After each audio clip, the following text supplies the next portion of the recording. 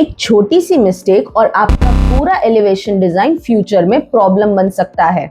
मैं सीरियस हूँ, मैंने खुद देखा है साइट पे टाइल गिरते हुए, स्टोन लूज होते हुए और लाइटिंग फेल होते हुए। और सबसे बड़ी प्रॉब्लम, ये मिस्टेक शुरू में समझ नहीं आती, बाद में बहुत महंगी पड़ती है।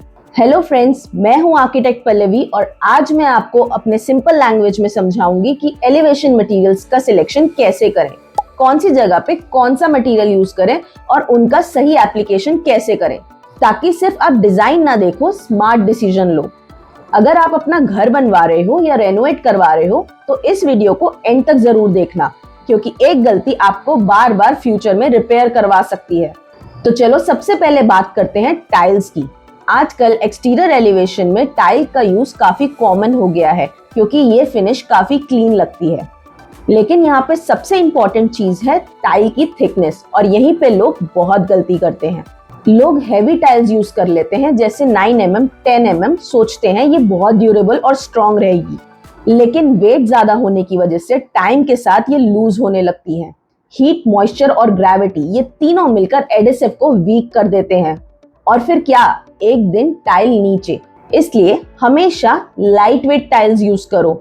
फॉर एग्जाम्पल, थिकनेस हमेशा चूज करो 3 से लेके 6 mm तक। और एक इम्पॉर्टेंट चीज, प्रॉपर एडेसिव यूज करो, और अगर टाइल साइज बड़ा हो तो प्रॉपर मैकेनिकल सपोर्ट कंसिडर करो।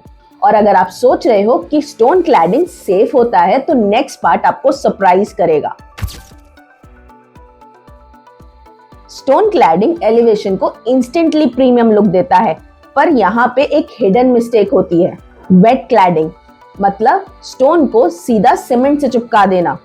शॉर्ट टर्म में ठीक लगता है, लेकिन टाइम के साथ स्टोन लूज होने लगता है, और फिर स्टोन को रिपेयर करना रिस्की भी और कॉस्टली भी पड़ सकता है। इसके ऑपोजिट होता है ड्राई क्लैडिंग, जिसमें मेटल क्लैंप्स और फ्रेमवर्क यूज होता है। स्टोन मैकेनिकली होल्ड होता है, इसलिए ज्यादा सेफ होता है, लॉन्ग लास्टिंग होता है और इजी टू रिपेयर होता है। मेरी क्लियर रिकमेंडेशन है, अगर आप एलिवेशन पे स्टोन चूज कर रहे हो तो उसको हमेशा ड्राई क्लैडिंग के साथ ही लगवाएं। अब नेक्स्ट कंफ्यूजन जो ऑलमोस्ट हर बैल्कनी में होती है, बैल्कनी की सीलिंग्स पे क्या बेटर है, HPL या ACP शीट? दोनों पॉपुलर हैं, लेकिन यूज केस अलग है। HPL हैवी होता है, और जब सीलिंग पर कोई हैवी मटेरियल लगाते हैं तो टाइम के साथ सैग होने का रिस्क बढ़ जाता है। इसलिए सीलिंग पर ACP शीट बेस्ट ऑप्शन है। ये लाइट वेट है, इजी फिक्सिंग है और लॉन्ग टर्म में भी सेफ ऑप्शन है। HPL आप वॉल्स पे या क्लैडिंग पे यूज करो और सीलिंग पर अवॉइड करो। और अब जो नेक्स्ट पार्ट है वो डिजाइन भी डिसाइड करता है और मेंटेनेंस भी। लाइटिंग, सबसे पहला क्वेश्चन, क्या एलिवेशन में लाइटिंग यूज करनी चाहिए? आंसर है हाँ, लेकिन लिमिटेड और पर्पसफुल, क्योंकि ओवर लाइटिंग से पूरा लुक हार्श हो जाता है और मेंटेनेंस भी बढ़ जाती है।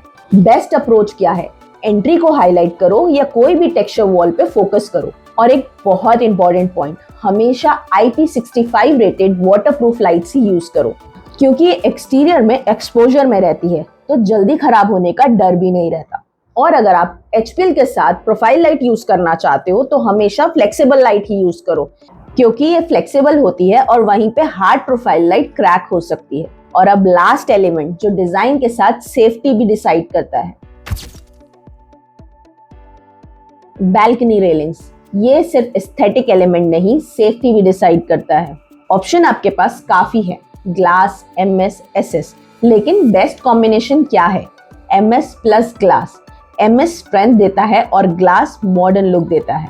SS रेलिंग भी ड्यूरेबल ऑप्शन है, लेकिन इसमें डिजाइन लिमिटेड होते हैं। अगर आपको ग्लास रेलिंग नहीं चूज करनी तो आप MS पे जा सकते हैं। ये सेफ, सिक्योर, इकोनॉमिकल है और इसमें काफी सारे डिजाइन में आप प्ले कर सकते हैं। और वहीं दूसरी तरफ अगर आप प्योर ग्लास रेलिंग चूज करते हैं तो आपकी मेंटेनेंस बढ़ जाती है और क्लीनिंग भी मुश्किल हो जाती है। डिजाइन आप कोई भी चूज करो, लेकिन सबसे इंपॉर्टेंट बात ध्यान रखना, हाइट।